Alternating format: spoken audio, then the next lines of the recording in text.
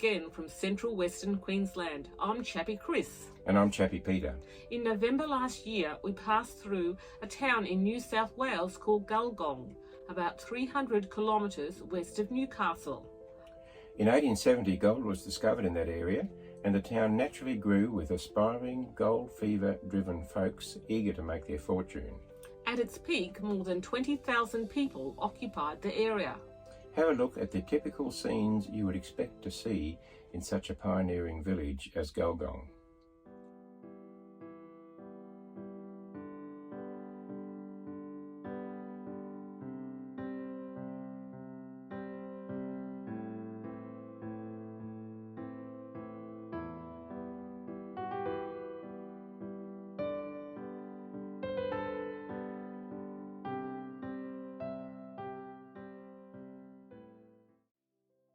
As well as deep alluvial and reef deposits, payable gold was close to the surface and could be mined with basic tools and good luck.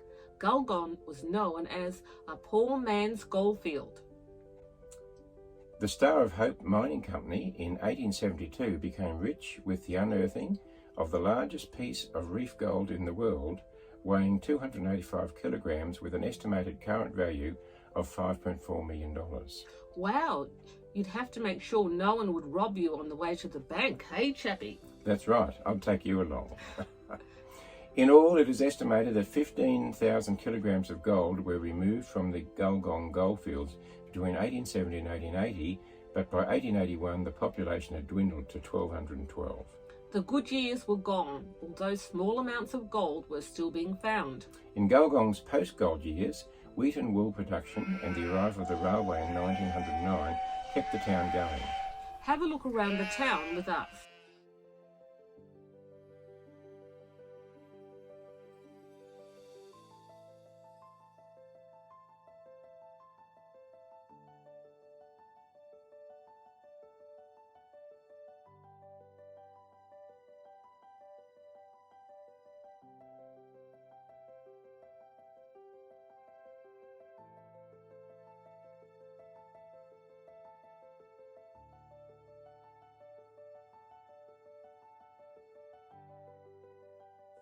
Did you like the narrow streets and the old shop fronts? And there's a very comprehensive pioneer museum here as well. The town of Gulgong is also famous as it was depicted on the first $10 note in the decimal currency changeover in 1966. The Royal Hotel, with its heritage charm, was renamed the $10 Motel after the first Australian $10 note was printed, featuring a well-known writer and poet and his childhood home of Gulgong. We'll talk about who he was next week, Chappie. Yes, something to look forward to. The focus this week is on the artwork on this original $10 bill. Most people have never known that hidden in this artwork are 12 pioneering scenarios, the first 12 of the slideshow you just viewed. You could say only the artist who created the graphics on this note knows where to locate them. Have a quick look. Are you able to see any?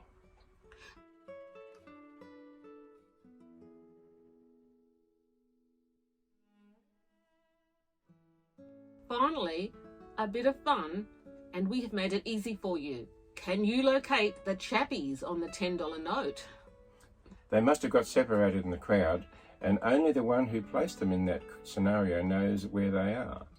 As followers of Jesus, children of God, he has placed us wherever we are and knows where we will be tomorrow and indeed in 10 years' time.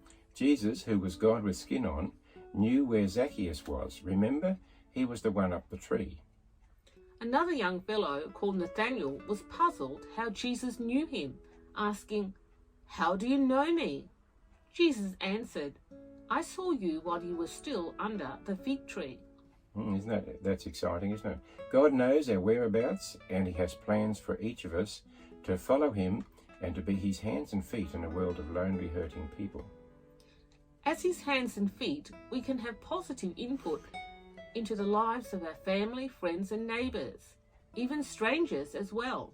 And as his followers, we trust him to lead us and to work out his purposes for us and in us.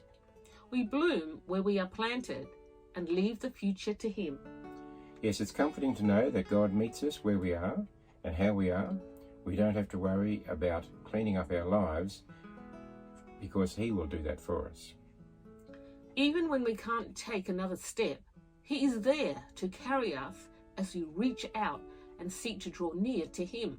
The psalmist encourages us when we need that assurance from the God who knows us, who knows where we are and how much we need Him. Pile your troubles on God's shoulders. He'll carry your load. He'll help you out. Yes, we take comfort that God knows our tears, and we are reassured that nothing in all creation is hidden from God's sight. And now a prayer. Lord, thank you that you know where I am and what I'm doing and going through. I find comfort in that. Thank you for this assurance, enabling me to face the future with confidence. Amen. Well, that's all for now. Goodbye. Yes, stay tuned for On a Lighter Note. Thanks for joining us today. See you next week.